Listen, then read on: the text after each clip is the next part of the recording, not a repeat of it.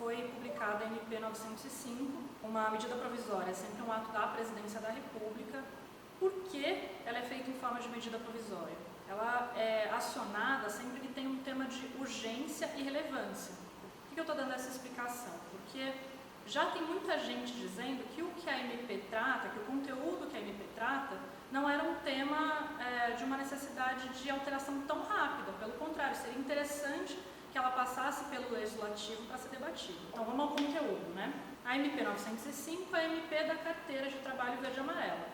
Em tese, ela seria um programa, um pacote de desonerações, porém, né, quando a gente foi analisar de uma forma mais completa o texto da MP, a gente percebeu que, na verdade, esse programa de geração de empregos, que em si já é questionável, né, porque desoneração não necessariamente vai gerar empregos, mas ela ocupava um pedaço muito pequeno da MP.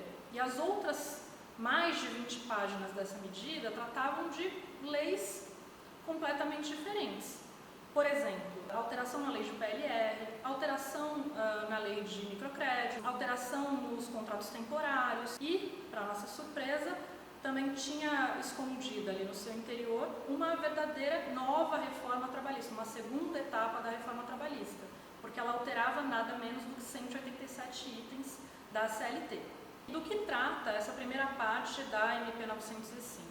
Bom, é um programa de desoneração que desobriga o empregador de, por exemplo, fazer contribuição previdenciária do trabalhador que tiver no programa, salário educação, contribuição para o SESI, quer dizer, tira uma série de contribuições para fundos públicos e também, né, contribuições salariais, que depois voltariam para esse trabalhador, como é o caso do FGTS. Segundo o governo, esse programa vai gerar 1,8 milhões de novos postos, porque, na visão do governo, essa desoneração seria um incentivo à contratação desses novos empregados. Aqui vale ressaltar que também no momento da reforma trabalhista, que flexibilizou as formas de contratação, flexibilizou as formas de remuneração e também de regulação da jornada, o argumento é de que essas alterações seriam geradoras de novos postos de trabalho. Naquele momento, o ministro da Fazenda, né, dizia que haveria um saldo de 6 milhões de novos postos na economia. Passados mais de 2 anos da reforma, não se verificou esse resultado. Tá? O emprego formal avançou de uma forma muito tímida nesse período. Bom, é importante ressaltar o limite do programa. Esse programa pode ser aplicado para jovens, mas também que tenham remuneração de até 1,5 salários mínimos, ou seja, R$ 1.497. Quem tiver um salário que excede esse valor não pode ser enquadrado nesse programa de desonerações, tá bom? Também é importante ressaltar que o número de contratados na modalidade verde e amarela não pode exceder 20% do quadro de funcionários de uma empresa. Então tem aí algumas formas de limitação para que esse contrato não se espalhe de uma forma excessiva, ainda que 20% seja um número já bastante alto. Bom, nós do GESE fizemos algumas simulações para tentar verificar quanto seria a perda de arrecadação para a Previdência e também quanto os trabalhadores vão deixar de ganhar com a redução do FGTS. Com relação à Previdência, nos nossos cálculos, se de fato forem gerados 1,8 milhões de novos postos, como diz o Ministério da Economia, na nossa estimativa, a Previdência vai perder nada menos do que 12,9 bi durante a vigência do programa. Então, também gera um impacto fiscal e um problema na Previdência, né, que foi um tema tão debatido ao longo de 2018 e 2019. Bom, com relação ao FGTS, como é que ficou a alteração?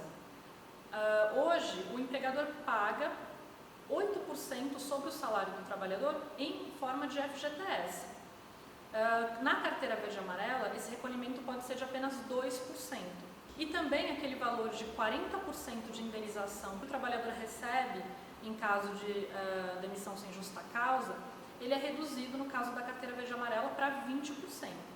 Ou seja, durante a vigência do programa, o trabalhador enquadrado na carteira verde e amarela pode chegar a receber apenas 1/8 do FGTS de um trabalhador que é contratado na CLT convencional. Na nossa estimativa, os trabalhadores perderão 5,7 bi durante a vigência do programa com essa medida. Então, é menos dinheiro na mão do trabalhador e provavelmente isso vai ter um impacto de esfriar ainda mais a nossa economia que está patinando desde 2016. Para financiar o programa, o governo lançou mão de uma medida bastante polêmica, que é a taxação do seguro-desemprego. Ou seja, o financiamento do programa será feito justamente por aquele trabalhador que está numa situação de desemprego, já passando ali por um momento de aperto. A alíquota que pode ser aplicada vai de 7,5% a 8,14%, a depender do valor do benefício que o trabalhador tenha direito. Bom, a perda estimada de renda desses trabalhadores desempregados, o que vai ser retirado dos seus benefícios, de acordo com as estimativas que nós do Diese fizemos, vai ser de 2,7 bilhões de reais ao ano. Ou seja, mais uma medida que retira a renda dos trabalhadores e provavelmente vai ter um impacto bastante negativo na economia. Esse é um breve resumo da MP 905. Como vocês podem ver, uma medida provisória que, em grande parte, extrapola o programa de geração de empregos via desoneração, que seria a carteira de trabalho verde e amarela. Na verdade, ela é uma proposta, uma medida provisória muito longa, que altera, como eu disse, 22 outras leis e altera 188 pontos da CLT. Flexibiliza, por exemplo, o trabalho aos domingos, autorizando que ele seja realizado tanto no comércio e serviços quanto no setor industrial. Retira, por exemplo, o reconhecimento de que um acidente no trajeto do trabalho é acidente de trabalho e exclui ainda a regulamentação de 10 profissões, como, por exemplo, jornalistas, sociólogos, corretores de seguro, entre outros. Bom, a medida provisória com relação à jornada de trabalho e aos descansos teve bastante alteração. Qual foi a alteração mais chamativa dessa MP, que foi bastante comentada? Uma certa flexibilização da possibilidade de trabalho aos domingos. Hoje a CLT até admite que pode haver trabalho aos domingos, porém há que se ter uma razão, você tem que justificar a necessidade daquele trabalho aos domingos. Foi alterado o artigo 67 da CLT e agora, a partir da edição dessa MP, ou seja, já está valendo, há necessidade de descanso aos domingos, uma vez a cada 4 semanas no setor de comércio e serviços e uma vez a cada 7 semanas no setor industrial. Então veja que flexibiliza muito a possibilidade de trabalho aos domingos, trazendo prejuízo para todos os trabalhadores. No caso dos bancários, a alteração de jornada ela é mais premente. Por quê? Os bancários têm um artigo na CLT, que é o artigo 224, uma conquista histórica da categoria bancária que define a jornada de 6 horas para todos os bancários. Ela traz uma exceção no seu parágrafo 2º, que é para cargos de confiança. Nesse caso, há possibilidade de trabalhos com jornada de 40 horas, porém, mediante um pagamento, um adicional. O adicional é de 33%, mas em convenção coletiva da categoria bancária, que é uma convenção nacional, válida para os trabalhadores de todo o Brasil, esse adicional foi para 55%. Então, pode haver jornada de 40 horas, desde que seja para cargos de confiança, e nesse caso, mediante pagamento de um adicional de 55%. O artigo 224 da CLT ele foi alterado, como eu disse, antes ele definia uma jornada de 30 horas para os bancários, e agora, veja como ficou a nova redação. Artigo 224 da CLT, a duração do trabalho de empregados em bancos, em casas bancárias e na Caixa Econômica Federal, até aí está igual. Agora ver o que vem depois. Para aqueles que operam exclusivamente no caixa, será de até 6 horas diárias, perfazendo um total de 30 horas de trabalho por semana. Ou seja, a partir da nova redação dada pela MP 905, somente os trabalhadores que têm a função de caixa terão a jornada especial dos bancários. Mas o texto ainda foi mais alterado, tem uma continuação. Podendo ser pactuada jornada superior a qualquer tempo, nos termos do disposto no artigo 58 desta consolidação, que é o artigo que define a jornada normal dos trabalhadores no Brasil, de 44 horas, mediante acordo individual escrito, convenção coletiva ou acordo coletivo de trabalho, hipóteses em que não se aplicará o disposto no parágrafo 2º. O parágrafo 2º é aquele que fala do adicional do bancário quando ele trabalha 40 horas, aquele adicional que pela convenção coletiva é de 55%. Ou seja, tem muita alteração. Primeira alteração, 6 horas só para caixa. Mas mesmo para os caixas tem uma possibilidade de alteração da jornada para 40 ou 44 horas, mediante convenção coletiva, acordo coletivo ou mesmo um acordo individual. Ou seja, o seu chefe vai chegar e fazer um acordo individual. Você acha que esse é um acordo equilibrado? Você vai ter força de resistir quando o seu chefe disser? Pode ser muitas vezes até uma imposição da empresa para que a jornada seja aumentada. Teve bastante alteração e uma verdadeira descaracterização da jornada de 6 horas, que é uma conquista da luta dos trabalhadores bancários em todos os seus anos de sindicalismo. A MP revogou a Lei 4178 de 1962, que proibia a abertura de agências bancárias aos sábados. Ou seja, hoje já não existe mais essa proibição e, portanto, abre-se caminho para que a jornada dos bancários também se estenda para os sábados. A MP 905 também trouxe uma alteração muito importante na Lei 10.101, que é a lei que trata da PLR, a participação nos lucros e resultados no Brasil. Essa lei é de 2000, mas vale a gente lembrar que a categoria bancária negocia a PLR desde 1995, foi uma das protagonistas dessa forma, da contratação dessa forma de remuneração no Brasil. Então, é uma alteração de interesse de todos os trabalhadores e, evidentemente, dos trabalhadores bancários no Brasil. Os trabalhadores bancários, só em 2019, receberam 7 bilhões de reais em PLR. Bom, e quais foram as principais alterações? A primeira alteração fundamental é referente à negociação dos programas de participação nos lucros e resultados. Hoje, ela pode ser feita de duas maneiras. A primeira delas era uma negociação, mediante acordo ou convenção coletiva, com o sindicato da categoria. Mas tem uma outra forma também, que é a negociação entre os empregadores e uma comissão de trabalhadores. Mas mesmo nesse caso, é necessária a presença do sindicato. Se o sindicato não estiver presente, aquele acordo é considerado inválido. O que a MP trouxe de alteração? Ela diz que agora essa comissão pode negociar sem a presença do sindicato. É evidente que essa medida enfraquece os trabalhadores. Muitas vezes o trabalhador que não é parte da diretoria do sindicato, como ele não tem estabilidade, ou como ele está mediante seu supervisor ou uma chefia, ele se sente um pouco frágil para divergir, para colocar suas opiniões. O sindicato, naquele momento, é um ator muito importante para garantir de fato a autonomia das partes.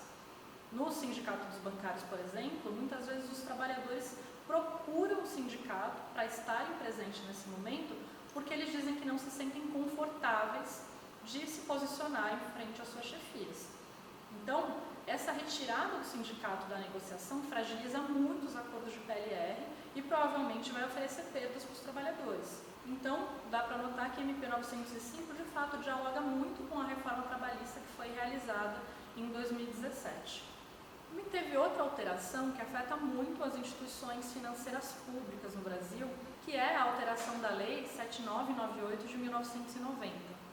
Essa lei definia que era exclusividade da Caixa Econômica Federal e do Banco do Brasil o pagamento do seguro-desemprego e do abono salarial. Agora, com a MP, houve uma alteração no texto que coloca que isso é exclusividade das instituições financeiras, quaisquer instituições financeiras, portanto. Essa é uma alteração importante porque ela vem no cenário de um certo esvaziamento do papel dos bancos públicos no Brasil, tanto retirando a importância desses bancos na concessão de crédito, o crédito imobiliário, o crédito à agricultura no Brasil, mas também com muitas ameaças de privatização dessas empresas. Essa semana mesmo, agora no comecinho de dezembro de 2019, o jornal O Globo veiculou que o Ministério da Economia estava pautando dentro de reuniões do governo a necessidade de privatização do Banco do Brasil até 2022. Também ao longo do ano se falou da venda de uma parte do Banco do Brasil para o Bank of America. E a Caixa Econômica Federal, também ao longo de 2019, sofreu algumas perdas.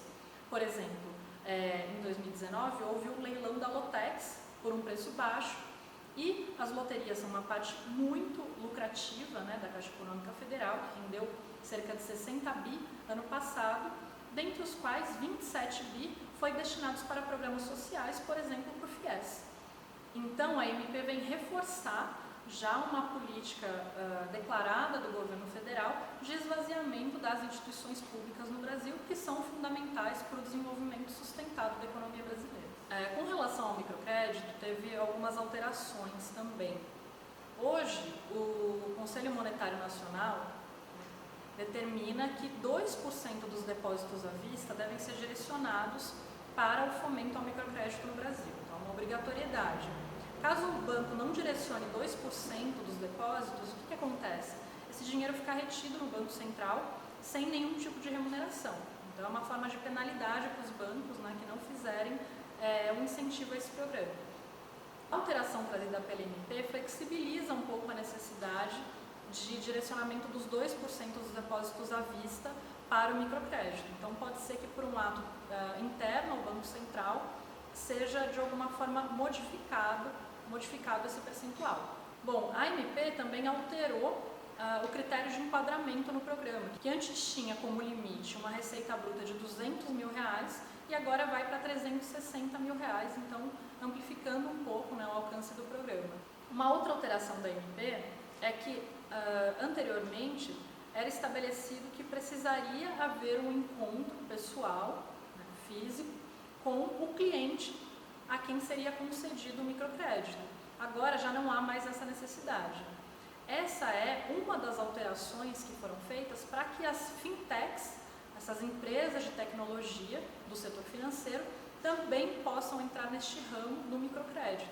Então, houve várias alterações na lei de microcrédito para que as fintechs pudessem se adequar a esse ramo de negócios. Além disso, houve a regulamentação do trabalho dos agentes de crédito na concessão do microcrédito. Segundo o Ministério da Economia, a medida visa evitar que esse trabalhador seja confundido com o bancário. Na nossa avaliação, essa alteração, na verdade, tenta evitar com que esse trabalhador, que é um PJ, busque posteriormente uma equiparação justa dos seus direitos ao direito do trabalhador bancário, à medida em que o trabalho realizado é exatamente o mesmo. Houve uma negociação entre o Comando Nacional dos Bancários e a FENABAN. Nesse momento, os bancos declararam ter interesse ainda em outros pontos da medida provisória, os quais eles destacaram. O primeiro foi relativo ao VA/VR. Dentro da MP tem um dispositivo que reafirma uma mudança que já estava na reforma trabalhista, que é a alteração do artigo 457 da CLT, que determina, por exemplo, que o VA e o VR não compõem parcela salarial. Isso significa que sobre ele não vão incidir encargos trabalhistas ou previdenciários e que também esses valores não serão incorporados aos salários posteriormente, no caso de uma reclamatória na Justiça. Vocês podem ver, a FENABAN acabou admitindo que de fato tem uma participação na elaboração dessa medida provisória. De fato, o representante da FENABAN em mesa declarou que eles procuraram o governo, né, tem interlocução com o governo, e pediram a inclusão de alguns temas que eram de interesse do setor. Então, a alteração de jornada, a alteração no microcrédito, todas essas medidas que vão afetar a vida dos bancários foram propostas pelos bancos. Mais do que isso, elas têm sido tratadas como inconstitucionais, porque não há nenhuma justificativa de urgência ou relevância que façam com que essas alterações estivessem dentro de uma medida provisória. Quer dizer, esses temas, caso fossem levantados, deveriam ser debatidos com a sociedade, com o Congresso Nacional. Não precisaria ter vindo de um ato do Poder Executivo, de uma forma absolutamente unilateral, com a justificativa de uma urgência.